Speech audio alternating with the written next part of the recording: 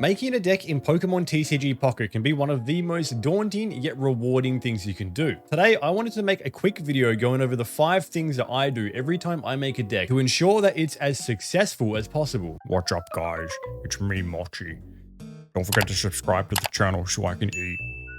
So quickly before we get into step 1, if you do not know how to make a deck, on the home screen of Pokemon TCG Pocket, in the bottom, which you can see underneath me, there are some icons. The second icon, which looks a bit like a deck box, is the icon you need to press. This takes you to the My Card screen, and at the top, you can select decks. At this point, you can have 15 decks at any one time. For you, this might have a couple of starter decks the game gives you, but otherwise it'll have Build New. To make a new deck, you simply have to click on Build New. Now, my first deck building tip is to have a goal. So by having a goal, I mean to know what you want the deck to do. Some decks excel at offensive, some decks excel at stalling. At the same time, there might be a new Pokemon that came out with a new set or a specific Pokemon that you want to build around. Maybe it's got an ability you find interesting. Now, I'm going to pick a random Pokemon here. So let's say your favorite Pokemon is Bruxish, which I think is no one ever, and your objective is to make sure Bruxish is your main damage dealer. It is 90 HP, which isn't too bulky, but it does okay damage under some conditions. So it has an attack called Second Strike, which does 10 damage, but if your opponent's active Pokemon has any damage on it at all, this does 70 damage. 70 damage is pretty good from a 2 energy cost Pokemon, so how could we make this work without it being a terrible deck? Now, Bruxish in itself is quite an average card comparative to some other cards, but there are ways you can make it pretty good. So straight away I think of how could I possibly deal damage, maybe from the bench, maybe passively, in a way that could help Bruxish excel on the field. Because having to do 10 damage one turn into 70 the next turn is very bad. So straight away, right above it, you can probably think of a really quick synergy. So Greninja can be set up on your bench, and it has an ability called Water Shuriken. So you can activate this in the same turn that they put a full HP Pokemon out. Greninja does 20 damage and Bruxish does a full 70 damage because you've met the condition of its attack. That is an example of planning a deck around a Pokemon and looking for synergies. So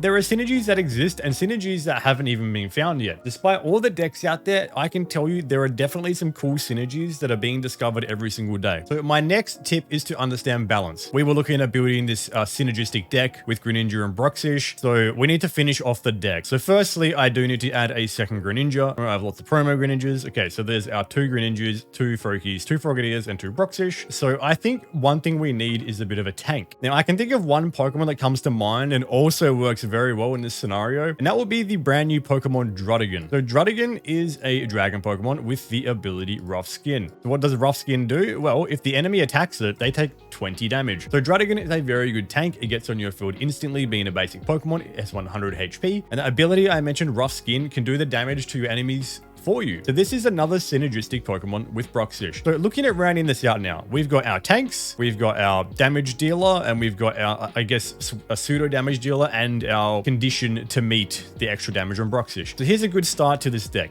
So understanding the balance of the deck is very important. We currently have what I would say is the upper echelon of Pokemon that you would want in the deck. 10 is quite a few Pokemon. There are some decks that work with more, but this is kind of a sweet spot for the maximum. There are some decks which run only 1 or 2 Pokemon. So what we want to do now is round out the rest of this deck with trainers and supporters. Now this deck looks at dealing a lot of damage to pre-damaged Pokemon. So one thing that I can think of straight away that this deck wants is field control. So one of the best cards for that is Sabrina. So Sabrina offers the best control of the field. So let's just put 2 in for now and we'll work out the rest of the balance. So Sabrina forces them to switch out their active with something on the bench, which can guarantee you wins in the late game if they've only got 1/1 on the bench, etc. And you can pre-damage all their bench Pokemon with Greninja, so you can take easy kills. The next one is Giovanni. I think Giovanni just goes in this deck by default because Giovanni is a flat 10 damage increase, which can be pretty clutch. So at least 1 Giovanni for now. The next thing we want to look at is retreat cost. So Druddigon is a very expensive mon, and we might not actually end up running all 3 energies. I can talk through that in one of the next steps. He has a 2 retreat cost, so the next thing that comes to mind is X Speed or the brand new supporter card Leaf. Leaf is a little bit better here because Leaf has the 2 retreat cost buff. It does take up a supporter slot, but for now we'll put in our Leaf, so we'll add a Leaf as well. But at this point, we have 14 out of 20, and there are 4 cards you should run in every single deck without fail, for the most part. The card you absolutely need in every single deck is 2 Professor Oak's Research. Next to Professor Oak's Research, the card which features in pretty much every deck in the game, subject to a few niche cases, is 2 Pokeballs. Pokeball is a guaranteed summon of 1 basic Pokemon from your deck. So for example, if in your starting hand you started with Bruxish and Froakie, then you have a pretty decent chance of drawing Druddigon with your next Pokeball. So how do we want to round out this deck now?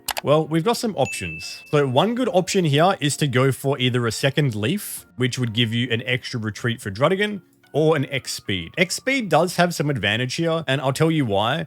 If we had a turn where we needed to, say, get a Pokemon off the field and Sabrina in the same turn, Leaf uses that supporter slot. Or if we needed to Professor Oak to get more cards desperately, but we also need to save a point and get something off the field, you can't use Oak and Leaf or Sabrina and Leaf in the same turn. So it does make some sense here to put the hybrid X-Speed in. Now, X-Speed won't get Druddigon off the field on its own, but it does reduce the cost to 1. Now, this deck is quite interesting in that you could potentially chip down a basic Pokemon really quickly with Greninja. So you could actually, if you wanted to, leverage this deck with Pokeflute. This does have some interesting synergy because you can resurrect a defeated Pokemon from your opponent's discard pile back to their bench and slowly chip them down over a few turns with Greninja. They'll be a basic Pokemon, so theoretically they would be quite low in HP and easy to chip off. You could Pokeflute here. Alternatively, you could just go for a second X-Speed or second Leaf, like I said. For argument's sake here, let's just go for 2 X-Speeds, even though this is just not a deck I would run in this state, but I would review this further. But I think this is a pretty good deck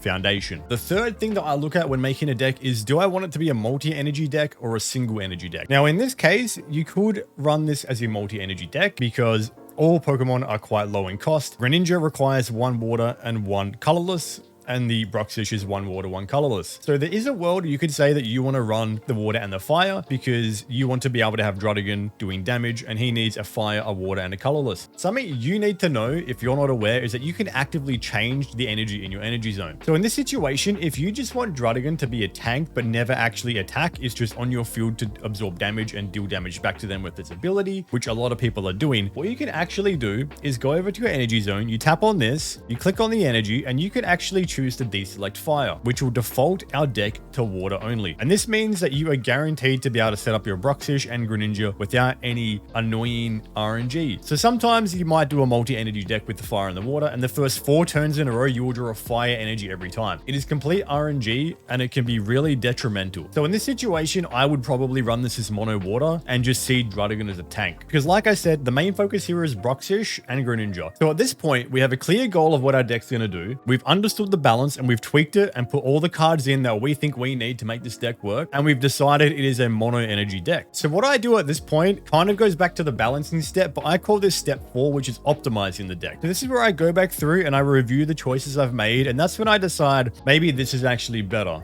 And this goes hand in hand with step 5, which is testing the deck. So I always recommend getting a deck to a draft point like this and just having some games.